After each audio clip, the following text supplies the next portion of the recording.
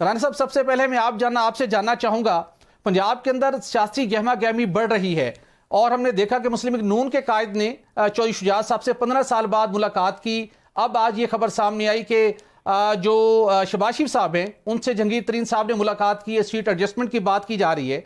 तो नून लीग क्या तमाम सियासी जमातों से ये मुफाहमाना रवैया अपनाएगी, या जिस लेवल से हम तवक्को कर रहे हैं कि पंजाब और सिंध के अंदर हरीफ जमातों के साथ भरपूर मुकाबला होगा, क्या तवक्को कर रहे हैं आने वाले दिनों में आप?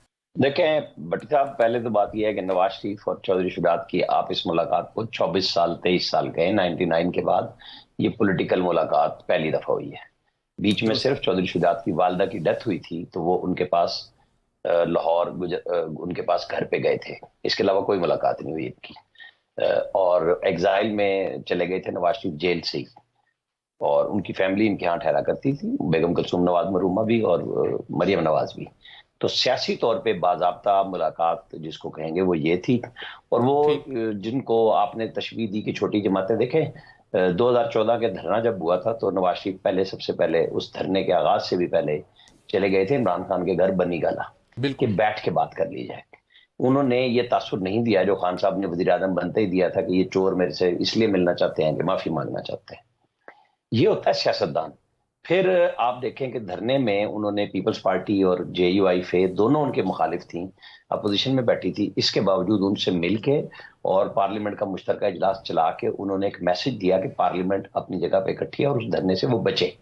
नुकसान तो इमरान खान को लाहौर से निकलते वक्त हो गया था कि जब उनके पास 1800-1900 लोग रह गए थे शादरा में, और कादरी साहब 25-30 हजार लोग लेके इस्लामाबाद रवाना हो गए थे। जहन में रख लें कि कभी भी गुजरांवाला में अगर वो इनके साथ ज्यादा लोग होते तो बट्टे ना पड़ते। कोई मॉब की जुर्रत नहीं है कि इतने लोगों के बीच में किसी को जाके बट्टे मारा है। अब आप आ जाए कि नवाज शरीफ वहीं से शुरू कर रहे हैं। जब ये सफर टूटा था उनको जेल में डाला गया, उनके राब्ते बने, पीडीएम जहां जरदारी साहब ने बनाया वहां नवाज शरीफ का साथ मौजूद था जी। फिर जरदारी साहब को जब फैजियाबी का जोर सर पकड़ा और सिंध हुकूमत जाती हुई नजर आई तो वो पीडीएम से निकल गए थे। लेकिन इसके बावजूद अदम एतमाद में दोनों ने अपने अपने मुफादात को तरजीह देते हुए साथ दिया, हुकूमत चलाई। आजकल लड़ाई चल रही है और ये लड़ाई चल रही है उस वक्त तक जब तक ये दोबारा हुकूमत में नहीं आते। मुझे इसमें कोई शुबा नहीं है।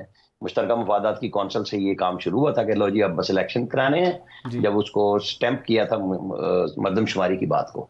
अब ये जहांगीर तरीन मिले या लोग मिले, ये सब इन्होंने इलेक्शन लड़ना है आपस में, और ये एक एमक्यूएम की तरह और पीएमएलक्यू की तरह एक मैग्नेट पार्टी होगी जो जिसके साथ लग जाएगी तो शायद उसको कोई फायदा हो जाएगा। ये आप ये जरूर बता दीजिएगा, आपने जो पीपल्स पार्टी की बात की साथ ये जरूर बताइएगा। कहा यह जा रहा है कि जरदारी साहब जिस तरीके से पार्टी पॉलिसी को रन कर रहे हैं, बिलावल एक जानिब ताबड़तोड़ हमले कर रहे हैं, जरदारी साहब मफाहमत की बात कर रहे हैं और उन्होंने नजरें जमाई हुई हैं सदर मुमलिकत के ओहदे के ऊपर।